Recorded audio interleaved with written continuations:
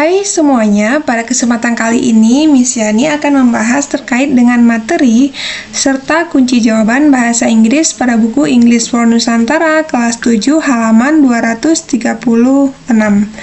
Langsung saja Miss Yani akan membahasnya. Kali ini kita akan memasuki pelajaran di bagian C, yaitu read the example text of describing a room. Jadi di sini artinya yaitu bacalah contoh teks deskriptif tentang describing room, mendeskripsikan sebuah ruangan. Jadi inilah contoh deskriptifnya, teks deskriptifnya. Nah, mari kita lihat teksnya. My classroom, ya artinya kelasku. This is our classroom. Ini kelas kami. It is big. Ini besar. Atau kelasnya besar.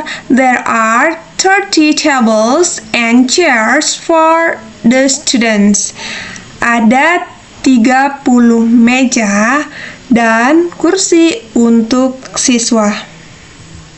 Selanjutnya, there is also a desk for the teachers. Ada juga meja untuk guru. A blackboard is in front of the class. Papan tulis ada di depan kelas. Selanjutnya, the window are on the right side of the room. Jendela ada di sisi kanan kelas.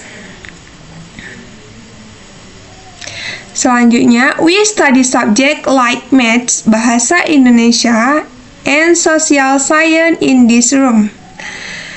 Kami belajar mata pelajaran seperti matematika, bahasa Indonesia, dan pengetahuan sosial di kelas ini.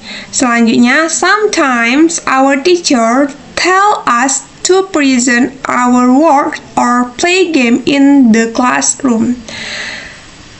Selanjutnya, kadang-kadang guru kami menyuruh kami untuk mempresentasikan pekerjaan kami atau bermain game di kelas.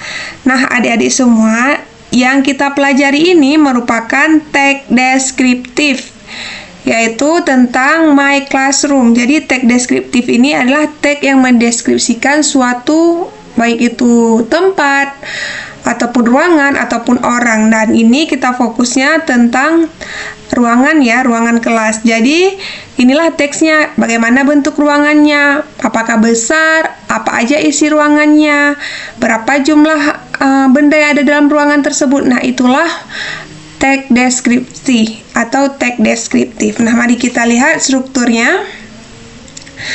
Di sini, as a descriptive text, the structure, the sample text is. Nah, di sini sebagai teks deskriptif, struktur teks contohnya. Contoh struktur teksnya seperti berikut. Jadi, dalam teks deskriptif itu yang perlu adik ketahui, yang pertama, teks deskriptif itu adalah teks yang mendeskripsikan suatu benda. Baik itu benda, hewan, orang, atau tempat. Nah, ini di dalam teks deskriptif itu juga ada struktur teksnya. Struktur teksnya di sini mari kita lihat di tabel 5.2. Ini contoh struktur teks deskriptif. Yang pertama ada identification. Apa sih identification ini? Identification ini the name of the room, yaitu mengidentifikasikan suatu objek yang akan kita sebutkan. Di sini nama ruangan. Identification itu kita bisa sebutkan nama ruangan, atau kita ingin mendeskripsikan tentang nama hewan, maka sebutkan nama hewannya. Nah, ini teksnya.